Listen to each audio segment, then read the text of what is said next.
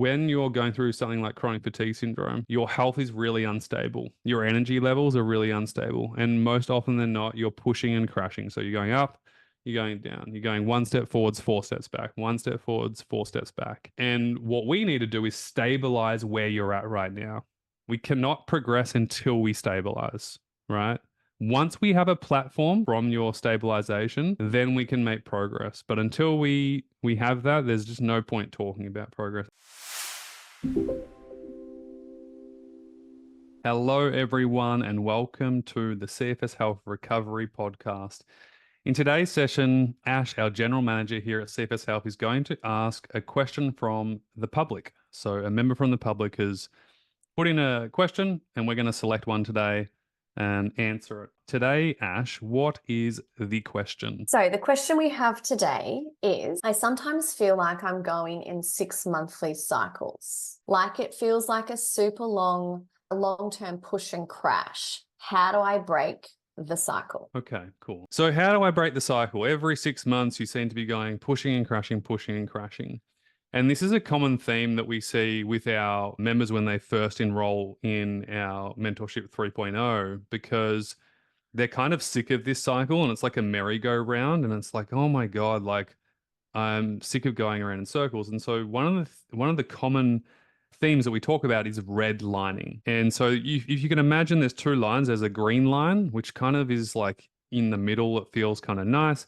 And then redlining is way above. It's like, it's just doing too much for where you're at right now. And Hill, one of our coaches at CFS Health, I love him. And he always talks about redlining to our members. He runs the baseline aspect of the coaching sessions. And he always asks this one particular question, which is, why do you feel the need to redline? Like, what's beneath you redlining? You know, because it's not as just like, oh, I just need to keep pushing myself, or I accidentally keep pushing myself beyond my means.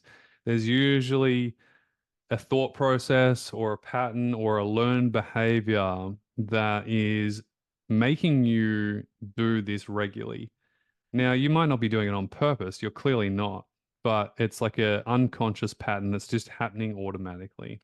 And it might be the fact that you just don't have good awareness of it. Like, awareness is the first point of call. So, for instance, if you don't understand what baseline is, or you don't understand this concept of pushing and crashing, and you don't understand stabilization or the importance of it, whenever you do have a good day, you're just going to use all the energy that you have and try and make up for lost time.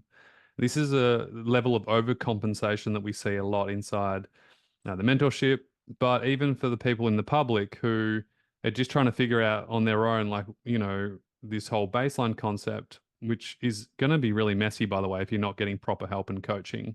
So don't beat yourself up if you're going around circles trying to do this on your own. You're doing a lot of guessing. But regardless whether you're guessing or not, you're overcompensating on the good days. And nothing great comes from overcompensating. Like, if you think about it in life, just in general, what good has come from overcompensating?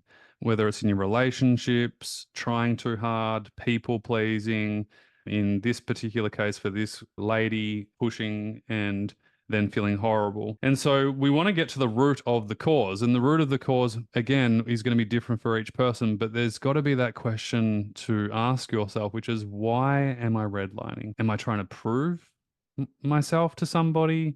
Am I trying to prove to myself?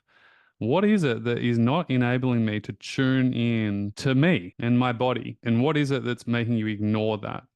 Maybe it's lack of acceptance.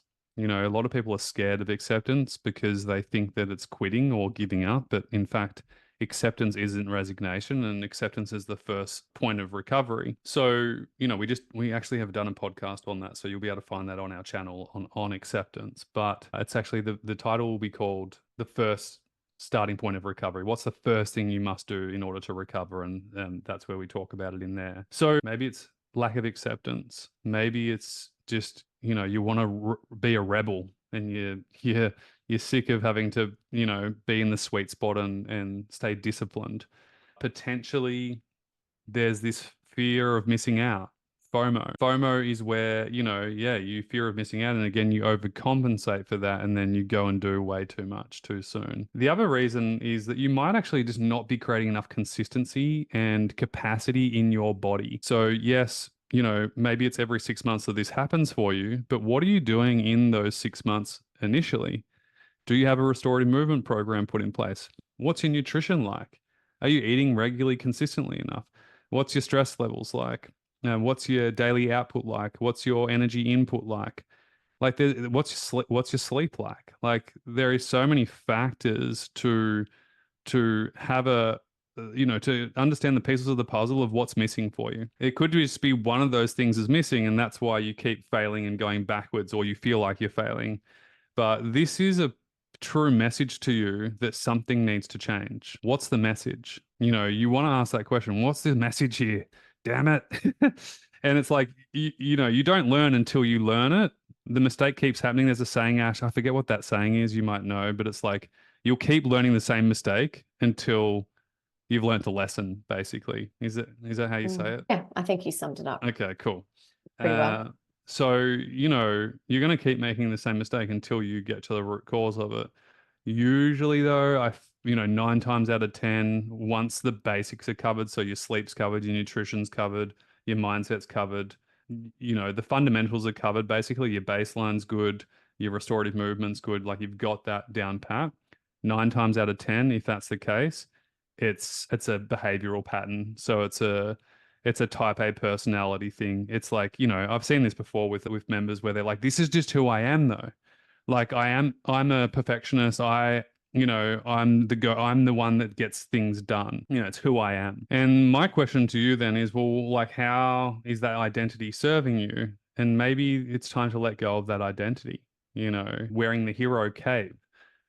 It only gets you so far. And maybe the significance is wearing off and there's more importance on the depth of how you're being within yourself as a human being versus what you're trying to prove your worth to as a human to the outside world. And I see that a lot. And we have so many transformations of members who were that, and then they go through this recovery process and they come out a different person. Like they're different by choice because they know that no longer serves them, and they're choosing a new life and they're building a new life and they're building a new identity with that. They are no longer the person they were because that didn't serve them anymore. And so my invitation to you at home, if this is just resonating even just slightly, is just to like ask the question, like, is this serving me?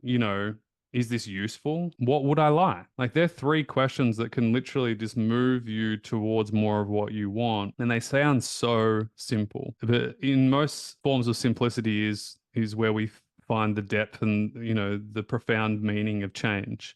It's usually not in the complexity of like searching for, quick fix answers and trying to find these complex situations. Like, what's not serving me? Is this useful? And what would I like? And I wanted to say, just as we finish up, we're just gone over 10 minutes. It's okay to go through a period of unlearning. Like, I don't know this lady at all. And, for the privacy reasons, but this lady could be experiencing this for 20 years. Like it could just be a pattern that's been running from childhood, that this is who you are, or you fail. If you don't do, you're a failure. Like, who knows what mum and dad said to you or society said to you at large. I don't know the story, right? But there's probably a story in the background, and this is a common theme. And so I would just like say, just like give yourself grace that it's like an unlearning period is totally okay. Like, please don't beat yourself up or think like, all right, you know the answer, to stop redlining.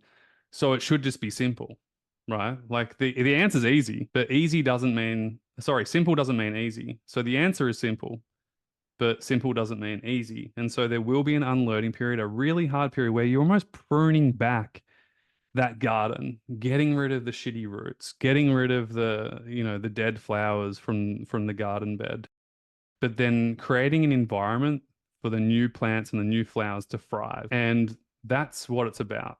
So please don't don't worry about progress right now. Focus on changing your environment and just doing that process. And I'm telling you, in 3, 6, 9 months' time, the progress will come. The question, Ash. It does. Okay. And I think alongside that, Toby, hearing you talk, it's having the curiosity as well, you know, the unlearning, the unraveling, and then meeting that with a curiosity of, like you said, what's the message here? What could be the new learning? What am I unlearning to then learn differently? Like, it's all like having a curious outlook. Yeah. Well, Gemma Hanley, our resident mindset coach, she talks about that all the time, doesn't she? I think in her lesson session 1 inside the mentorship, it's all about setting yourself up for success, which she talks about what part of that is having a curious mindset over a conclusive one. Because like everyone, most of us are pretty skeptical of change just in general. So it's like, you know, there's that conclusive, I don't know, like what he's talking about is just his load of crap, right?